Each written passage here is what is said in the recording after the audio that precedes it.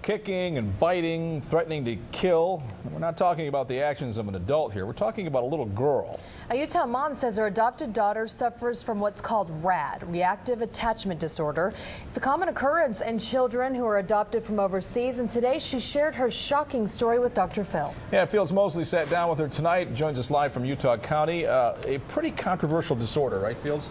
This is true, Mark, because some doctors question whether this is a unique disorder or these children are suffering from a variety of diagnosable problems. Either way, they agree that children who have been separated from their parents early in life or they've suffered trauma, they can act out. And often, even if adoptive parents have their own children, it might be more than they can handle. You mean getting mad at the horse never helps them go over the bridge? Victoria Bean seems like a well-adjusted 9-year-old girl. Her mother tells us she was in a good place this day. She's very vocal about destruction and destroying things, and that's scary. The first time I heard it was very scary coming out of a 7-year-old's mouth. Jody Bean adopted Victoria in the former Soviet Republic of Belarus when she was just 4. Anything that I thought I knew about parenting didn't work. And after about 6 months, the little girl began acting aggressively, doing anything to disrupt the family and exert some level of control. Still to this day, I think I did everything that I could have done to prepare myself to bring her home. But what I didn't know is what trauma does to kids. The Beans shared their story with the Dr. Phil show, showing Victoria's room empty of possessions and the paint she meticulously peeled from the walls. Bean says they started to make progress with Victoria when therapists diagnosed her with reactive attachment disorder. It doesn't matter if the mother, they come into the home and they provide all these wonderful things and everything. In their head, they're thinking, okay, how am I going to get my next meal? They're still thinking that. This condition, that may be more common than anyone knows, came to light when a Tennessee mother sent her adopted son back to Russia with a note this year. Jody Bean says she understands. And while PhDs debate whether the disorder is real, she tries to get information to desperate parents. A lot of words they say isn't what they mean. It's their only way to cope. And it feels like death to them. And to lose control, it feels like death to them. Because at some point in their life, they felt like they were going to die.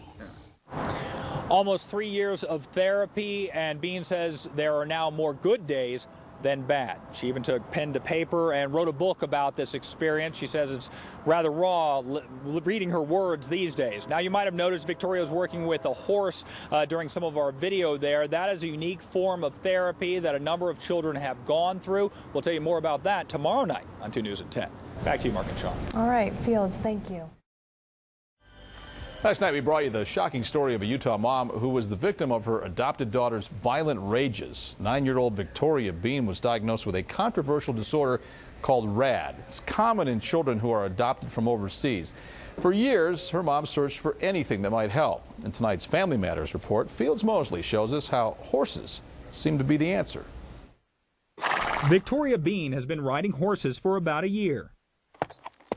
But it hasn't always gone this well. And they're so charming, but they cannot charm a horse. Bean has been diagnosed with reactive attachment disorder, or RAD, like many of Tammy Tanner's clients at Hoofbeats to Healing. One symptom is when a child does anything to assert control, many of which don't make sense. Their deep emotions that they like to hide always come up on the horses, and their secrets, because they have a lot of secrets they're hiding of their pain. RAD is a controversial diagnosis, but therapists believe the children act out because they only know one emotion, fear. They're in a fear state all the time, and so they're looking to be regulated. Horses help that. Therapist Max Park says he sees it in children like Victoria. She was adopted from Belarus when she was 4. Jody Bean is her mother. And she's mad and she's yelling, and the horse doesn't care. And I love it because a lot of the behaviors I see with her on the horse are usually behaviors I get from her. Bean says she struggled with Victoria for 3 years, blaming herself, even though she was already a successful parent. Therapy helped the girl with trust and control issues. Riding these specially trained trotters took it a step further. And for her, it was significant. I can't say that it is for every kid, but parents have to determine that. For her healing, it was pivotal. Bean tells people about their struggles and successes, hoping they can face their own challenges with mental illness. In Palmyra, Fields Mosley, 2 News. Hey, horse therapy also used to help children with autism and other children with special needs. If you'd like some more information about Hoofbeats to Healing, we placed a link on our website. Just go to connecttoutah.com.